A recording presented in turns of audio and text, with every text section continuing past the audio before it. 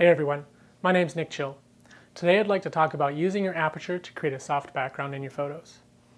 A shallow depth of field is a powerful technique used by photographers and videographers, which allows the background and sometimes the foreground to go soft and blurry while maintaining sharpness on your subject. The benefit of this is that it brings more visual focus to the subject. With other elements occupying the background of a photo, the subject can sometimes get a bit lost in the commotion. Sometimes the background has too much going on and that it's simply too distracting, and so you can make it all but vanish with a shallow depth of field. Take a look at everything that's going on in the background of this shot. If I weren't so soft, it would completely take away from the pup's adorable face.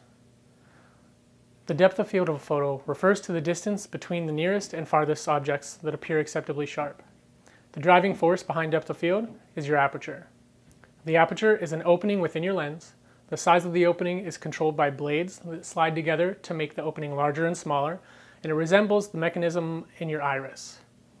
The larger the opening, the shallower the depth of field. The size of the aperture is measured by a ratio called the f number, or commonly referred to also as the f-stop. The smaller the f number, the larger the opening of your aperture. For example, an f number of f1.4 creates a very shallow depth of field, as seen in this photo. How large the opening can be will depend upon the individual lens. Your lens should have the maximum aperture listed somewhere on the barrel. A few tips to optimize shallow depth of field.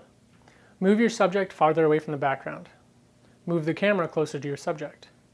Also, shoot with a longer focal length. Wide-angle lenses just don't produce a very shallow depth of field. Thanks for watching. Don't forget to subscribe to keep up with all my new videos, and feel free to leave me a message with your topic suggestions.